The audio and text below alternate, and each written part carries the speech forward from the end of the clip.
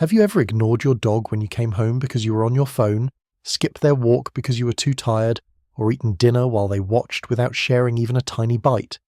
You probably thought these were minor inconveniences, small moments in a busy day that don't really matter.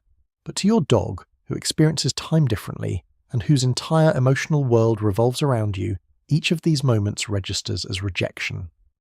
And the 12 things you're about to discover? Science shows they're creating cumulative stress that's measurable in their cortisol levels, visible in their body language, and literally shortening the bond you have left together.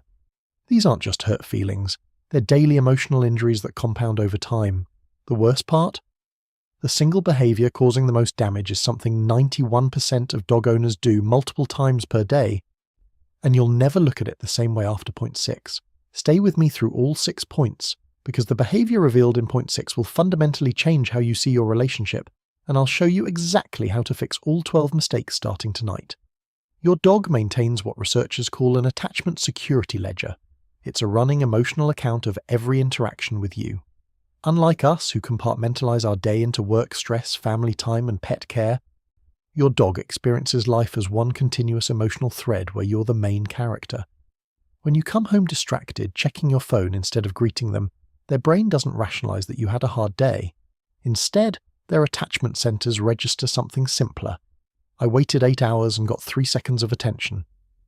Dr. Gregory Burns' MRI studies at Emory University show the caudate region, associated with positive expectations, literally lights up when dogs anticipate their owner's return. When that anticipated reward, you, doesn't deliver emotional connection, it creates what attachment theorists call a micro-rejection. Every ignored greeting, every distracted pat on the head, every time you walk past them focused on your screen, each one is a small withdrawal from their emotional bank account. But there's one thing you do that doesn't just create micro-rejections. It actively damages the neurological foundation of trust itself. I'll reveal exactly what it is in point 6, and why it does more harm than all the other 11 combined. Let's start with what I call the consistency betrayals. Dogs are pattern recognition machines. Their entire sense of security is built on predictability, and the first 3 behaviors exploit that dependency without you realizing it. When you enthusiastically greet them on weekends but rush past on weekday mornings, you're not teaching flexibility.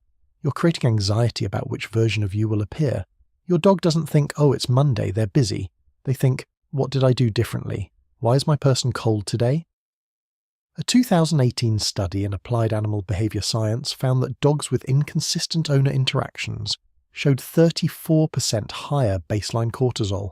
That's chronic stress. From something as simple as unpredictable hellos, the second betrayal, random schedule changes. Skipping walks without warning doesn't teach patience. Dr. Mark Bekoff's research shows dogs have episodic-like memory, meaning they remember Tuesday is always park day. Breaking these patterns without transition creates what behaviorists call predictability stress, the chronic anxiety of never knowing what comes next. And the third, ignoring their greeting rituals.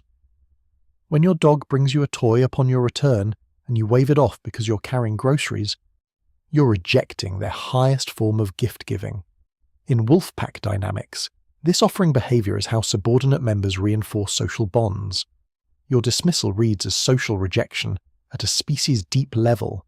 These 3 behaviors create a foundation of uncertainty, and that uncertainty, it's just the beginning. If you're watching because you genuinely want to understand your dog's inner world, do me a favor, subscribe and turn on notifications. The videos like this take days of research to make sure I'm giving you real science, not feel-good myths. Your subscription tells YouTube to show this to more dog owners who need it. And trust me, what's coming in the next 4 points, especially point 6, everyone with a dog needs to hear. The consistency betrayals damage your dog's sense of predictability, but the communication dismissals, they teach your dog that their voice doesn't matter at all. Here's what I mean. When your dog is sniffing something intently, and you yank the leash because you're ready to move, you're literally cutting off their primary way of reading the world. Sniffing isn't just smelling, it's how dogs read the newspaper of their environment. Every scent tells a story about who was here, what happened, whether it's safe. A 2019 study showed dogs allowed to sniff freely showed 45% less stress signals than dogs hurried along. When you interrupt that, You're telling them their need to understand their world is less important than your schedule. The fifth behavior is even more damaging. When your dog growls at a stranger or barks at a sound and you scold them, you're punishing communication. Dogs growl to say I'm uncomfortable. It's a gift of warning before escalation. Punishing this doesn't eliminate fear. It just removes their ability to tell you they're afraid, creating what trainers call dogs who bite without warning. And the sixth communication dismissal? Talking over their body language. Your dog's ears, tail, posture and gaze are complete sentences. When they turn their head away during a hug and you squeeze tighter, or they yawn during training and you push harder, you're teaching them their words don't matter.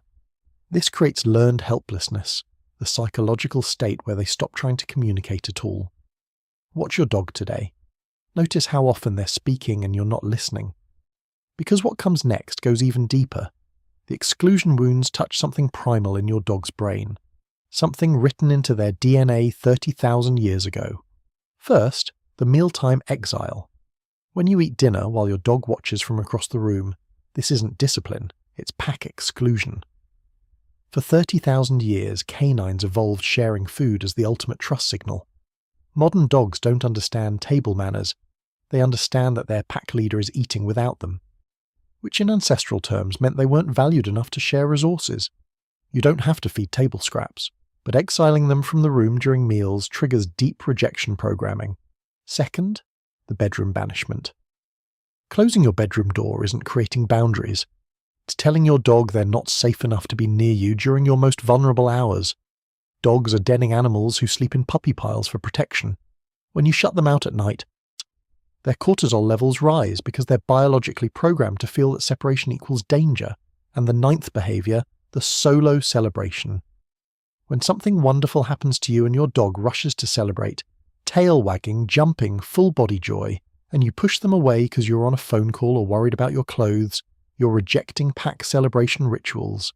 Their joy is empathic connection. Your rejection teaches them your happiness isn't their business.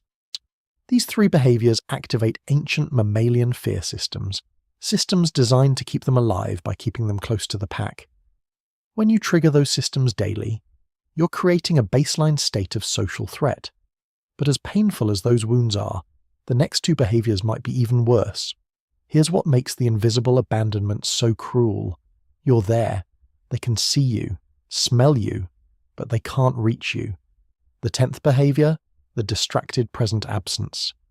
You're physically home but mentally elsewhere, scrolling your phone while they lie at your feet waiting for eye contact that never comes.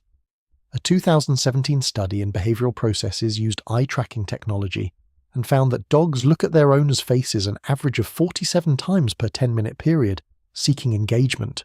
47 times in 10 minutes. When you're home but unavailable, it creates what psychologists call ambiguous loss. They can see you, smell you, but can't reach you emotionally. This is more stressful than you actually leaving. Because when you leave, they can settle into waiting. When you're present, but absent, they're trapped in perpetual hoping. And the 11th behavior makes it worse, the rushed goodbye. When you leave for work and skip the goodbye ritual because you're running late, you're denying them transition closure. Dogs don't understand time, but they understand rituals. A consistent goodbye, even just 10 seconds of eye contact and I'll be back, activates their temporal prediction systems. Without it, every departure becomes potential permanent abandonment. Research shows dogs with inconsistent goodbye rituals have 3 times higher separation anxiety rates, 3 times, from skipping 10 seconds of connection. These 11 behaviors all damage your dog in measurable ways, but as damaging as they are, they pale in comparison to the 12th. Remember in point 1 when I said one behavior doesn't just create micro-rejections, but actively damages the neurological foundation of trust? Here it is. When your dog does something wrong, chews your shoe, has an accident, jumps on a guest, and you respond by withdrawing affection, giving them the silent treatment, refusing to pet them, turning your back when they approach for forgiveness, you're not teaching consequences. You're using their greatest fear, your abandonment, as a weapon. Here's what the science shows. Dr. Brian Hare's research at Duke's Canine Cognition Center proves that dogs don't connect punishment to actions the way we do. When you withhold love, they don't think I shouldn't have chewed that shoe. Their brain processes something far more devastating. My human's love is conditional and can disappear at any moment. This creates what attachment researchers call anxious attachment, a state where they become hypervigilant, constantly checking if you still love them, unable to relax even in your presence. Think about that. Your dog, lying at your feet right now, might be scanning your face for micro-expressions that signal whether you still accept them. Not because of something they did today, because weeks ago, months ago, you taught them that your love can be turned off like a switch. The worst part? This is the one thing that can't be fixed with just stopping the behavior. Every time you've used the silent treatment, you've made a small withdrawal from their trust account. They now believe that your love, the only thing in their world that matters, is temporary and performance-based. Here's the truth that might be hard to hear. Your dog doesn't need a perfect owner. They need an emotionally consistent one. Because to them, you're not just a person who sometimes disappoints them. You're literally their entire world deciding whether they're worthy of staying in it. The fix? Starting tonight, separate correction from affection. You can say no to a behavior and still be emotionally available. You can create boundaries and still offer reassurance. When they make a mistake, correct the action, not the relationship. Because the truth is, your dog already forgave you before you even decided to be angry. They forgave you for every ignored greeting, every interrupted sniff, every mealtime exile, every distracted evening on your phone. They've been forgiving you this whole time. The question is, can you forgive yourself and do better? Can you see these 12 behaviors not as proof you're a bad owner, but as proof of how much deeper this bond can go when you understand what they're actually experiencing? Your dog isn't keeping score to punish you.